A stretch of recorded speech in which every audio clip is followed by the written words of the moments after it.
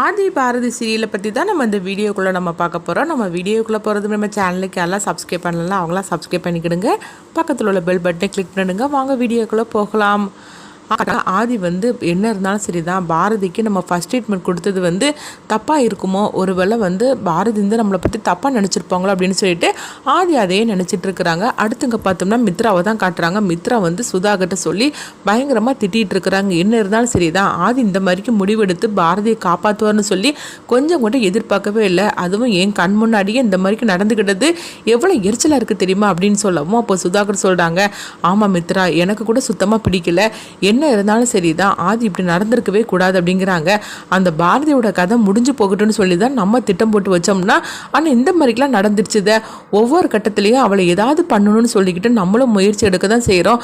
ஆனால் கடைசியில் நம்ம தோற்று போயெல்லாம் நிற்கிறோம் அப்படின்னு சொல்லிட்டு இருக்கவும், சரி மித்ரா, நீ கவலைப்பட்டுட்டு இருக்காது அப்படிங்கும்போது, எப்படி நான் என்னால் கவலைப்படாமல் இருக்க முடியும்? கோயிலில் வச்சு எப்படியாவது எனக்கும் ஆதிக்கும் கல்யாணம் பண்ணிடலான்னு சொல்லிக்கிட்டு நம்ம ஒரு முடிவு எடுத்து வச்சோம். ஆனால் அந்த ஆதித்யா இருக்கானே, அவனால் அந்த கல்யாணம் நின்றுச்சுது. அதுக்கப்புறம் பாரு, அதாவது வரக்கூடிய வழியிலேயே அவளுடைய கதையை முடிச்சலான்னு சொல்லிட்டு நம்ம ஒரு திட்டத்தை போட்டோம். அதுவும் நடக்காம போச்சுது.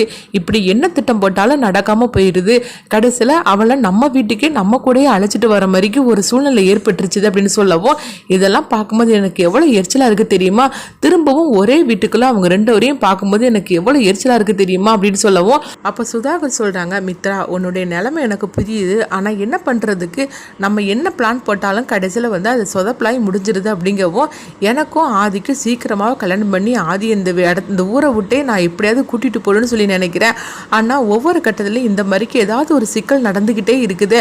அதுதான் எனக்கு ஒன்றுமே புரிய மாட்டேங்குது.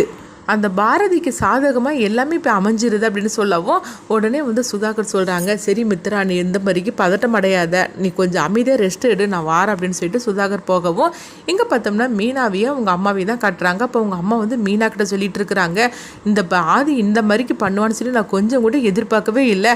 பாரதியோட உயிரை காப்பாற்றணும்னு சொல்லிக்கிட்டு இந்த மாதிரிக்கு இறங்கிட்டானே அப்படின்னு சொல்லவும், இதை கேட்டதுமே மீனா சொல்கிறாங்க, ஆமாம்மா, எனக்கு கூட இது சுத்தமாக பிடிக்கல. அப்போ மித்ரா எந்த அளவுக்கு கஷ்டப்பட்டு இருப்பா, ஆனால் அதெல்லாம் பற்றி கொஞ்சம் கூட யோசிக்கவே இல்லை இந்த ஆதி அப்படிங்கவும், அப்போ மீனாவோட அம்மா சொல்கிறாங்க, இல்லை மீனா, எனக்கு என்னமோ சந்தேகமாக இருக்குது. இந்த ஆதிக்கும் பாரதிக்கும் ஏதாவது ஒரு சம்மந்தம் இருக்குமோன்னு சொல்லிட்டு எனக்கு சந்தேகமாக இருக்குது அப்படிங்கவோ, ஆமாம்மா, எனக்கு கூட அப்படி தான் இருக்குது.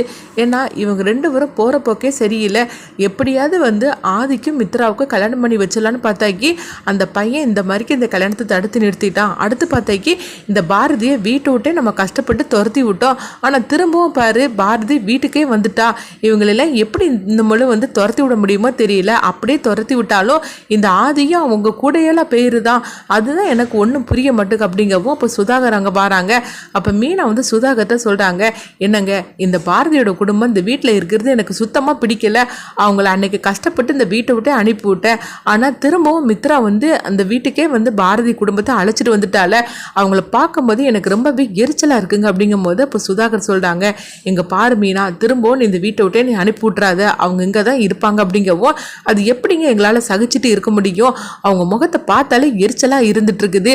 அப்படியே இந்த பாரதியோட குடும்பம் போனாலும் பின்னாடியே ஆதியும் போயிருந்தாரு. அதுதான் எங்களுக்கு ஒன்றுமே புரிய மாட்டுக்கு. அப்படி இந்த ஆதிக்கும் பாரதிக்கும் என்னதாங்க சம்பந்தம்? பாரதியோட பையனை காப்பாற்றுறதுக்கு நம்ம பண உதவி பண்ணுறோன்னு சொல்லியாச்சுல்ல, அப்புறமும் எதுக்காக இவங்க இங்கே இருக்கணும் அப்படின்னு சொல்லவும், இங்கே பாரு, நீ கொஞ்சம் அமைதியாக இரு. இப்போ நம்ம ஏதாவது எடுத்தோம் கவுத்துன்னு பண்ணிட்டாக்கி அப்புறமா ஆதி வீட்டை விட்டே போயிடுவார். ஆதி வீட்டை விட்டு போனாக்கி மித்ரா சும்மா இருக்க மாட்டா. அவள் ஆதி மேலே எந்த அளவுக்கு பாசம் வச்சுருக்கான்னு உனக்கு தெரியும்ல. அதனால நீ கொஞ்சம் அமைதியாக இரு. இது எல்லாத்தையும் கொஞ்ச நாளைக்கு நம்ம பொறுத்து தான் தீரணும். எப்போ ஆதிக்கும் மித்ராவுக்கு கல்யாணம் நடக்கும் அப்பவுமே இந்த பிரச்சனைக்கு எல்லாத்துக்கும் ஒரு முடிவு கட்டிடலாம் அப்படிங்கவும், எங்கே நடக்கிற மாதிரி தெரியுது அப்படின்னு சொல்லிட்டு இருக்கவும், இங்க பாரு, இந்த மாதிரிலாம் பேசிட்டு இருக்காரு. ஏற்கனவே மித்ரா ரொம்பவே அப்செட்டா இருந்துட்டு இருக்கிறா. அதனால நீயும் இந்த மாதிரிக்கு பேசிட்டு இருக்காரு, எல்லாத்துக்கும் ஒரு முடிவு வரும் அப்படின்னு சொல்லவும், அது வரைக்கும் கொஞ்சம் அமைதியா இரு. மித்ரா கிட்ட இந்த விஷயத்தை பத்தி நீ பேசிக்கிட்டு இருக்காது. அப்படின்னு சுதாகர் வந்து சொல்லிட்டு போகிறாங்க. அடுத்துங்க பார்த்தோம்னா வந்து பாரதி தான் காட்டுறாங்க. பாரதி வந்து ஆதி இந்த மாதிரிக்கு பண்ணதே நினச்சிட்டு இருக்கிறாங்க. சரி என்ன இருந்தாலும் சரி தான், நம்ம உயிரை அவர் காப்பாற்றிருக்கிறாரு, அவருக்கு போய் ஒரு தேங்க்ஸ் சொல்லிட்டு வரலாமா அப்படின்னு சொல்லிட்டு பாரதி யோசனை பண்ணிகிட்டே இருக்கவும், அடுத்ததாக பார்த்தோம்னா பாரதியோட அம்மாவையும் பாட்டியும் தான் காட்டுறாங்க. இங்கே பாரடி, என்ன இருந்தாலும் சரி தான், ஆதி வந்து உனக்கு கரெக்டான நேரத்தில் அந்த மாதிரிக்கு ட்ரீட்மெண்ட் கொடுத்து உன் உயிரை காப்பாற்றிருக்கிறாரு, அவருக்கு ஒரு நன்றி கூட சொல்லணும்னு உனக்கு தோண மாட்டுக்கா அப்படின்னு சொல்லவும், உடனே பாரதி வந்து அவங்க 2 பேரையும் பார்த்துட்டு இருக்கிறாங்க. நம்ம தான் சொல்லியாச்சுதெல்லாம், வா கண்டிப்பாக அவள் போய் சொல்லுவோம் அப்படின்னு பாட்டி வந்து பாரதியோட அம்மாவை அழைச்சிட்டு போகவும், அடுத்து பார்த்தோம்னா பாரதி வந்து நினைக்கிறாங்க, என்ன இருந்தாலும் சரி தான், ஆதி நம்ம உயிரை காப்பாற்றிருக்கிறாரு, அவருக்கு ஒரு நன்றி சொல்லணும்னா எப்படி ஆகும் அப்படின்ட்டு சரின்ட்டு வராங்க. அப்போ உடனே பாரதியோட பாட்டி வந்து பாரதியோட அம்மா கிட்ட சொல்கிறாங்க, பாத்தியா நான் சொன்னல, நம்ம கூடவே இருந்துட்டு இருந்தாதான் அவள் இந்த மாதிரிலாம் இருக்க மாட்டா, நம்ம சொல்லிட்டு அப்படியே நம்ம வெளியே வந்துடணும், நம்ம கொளுத்தி விட்டது பாரு, இப்போ பார்த்து எரிய போது பாரு அப்படின்னு சொல்லவும், அடுத்து பார்த்தோம்னா வந்து பாரதி வந்து ஆதியை பார்க்கறதுக்காக வராங்க. அப்போ ஆதி வந்து உட்கார்ந்துருக்குறாங்க. ஆனால் பாரதி வந்து அவங்க கவனிக்காத மாதிரிக்கு உட்கார்ந்துருக்கவும், அவங்க செல்லில் எதையோ பார்த்துட்டு இருக்கிற மாதிரிக்கு இருக்கவும், அப்போ வந்து பாரதி கொஞ்ச நேரம் நிற்கிறாங்க. நம்ம வந்து எப்படி இந்த பேச்சை தொடங்குறதுக்குன்னு தெரியலையே, சரி நம்ம போயிடுவோம் அப்படின்னு சொல்லிட்டு ஆதிகிட்ட பேசாமையே பாரதி வந்து திரும்புகிறாங்க. உடனே ஆதி வந்து பாரதி அப்படின்னு சொல்லி கூப்பிடவும், உடனே பாரதி வந்து சொல்லுங்க ஆதி அப்படிங்கிறாங்க. நீங்கள் பாட்டுக்கு வந்தீங்க, என்கிட்ட ஏதோ பேசுறதுக்காக வந்தீங்க, ஆனால் பேசாமே நீங்கள் பாட்டுக்கு போனால் எப்படி ஆகும், என்ன பேசுறது வந்தீங்க சொல்லுங்க அப்படிங்கவும், உடனே வந்து பாரதி சொல்கிறாங்க, இல்லை என் உயிரை நீங்கள் காப்பாற்றினீங்க, அதுக்காக நான் உங்களுக்கு ஒரு தேங்க்ஸ் கூட சொல்லலை, அதனால தான் உங்களுக்கு ஒரு தேங்க்ஸ் சொல்லலான்ட்டு வந்தேன் அப்படிங்கவும், இது கிட்டதுமே ஆதி சொல்கிறாங்க, நானும் உங்கள்கிட்ட வந்து மன்னிப்பு கேட்கணும் அப்படிங்கிறாங்க. என்ன ஆதி சொல்லிட்டு இருக்கிறீங்க அப்படிங்கும்போது, இல்லை நீங்கள் இப்படி உயிருக்கு ஆபத்தான ஒரு நிலைமையில இருக்கும்போது நான் உங்களுடைய அனுமதி, அதாவது உங்கள்கிட்டையும் உங்கள் பாட்டி அம்மா கிட்டையும் யார்ட்டையுமே அனுமதி கேட்காம உங்களுடைய உயிரை காப்பாற்றுறதுக்காக இந்த மாதிரிக்கு நான் ஒரு ஃபஸ்ட் ட்ரீட்மெண்ட் கொடுத்தது நான் வந்து எதிர்பாராமல் நடந்தது தான், அதனால என்னை மன்னிச்சிருங்க அப்படிங்கிறாங்க. இதனால பாரதி என்ன சொல்ல போகிறாங்க அப்படின்னு பார்க்கலாம்.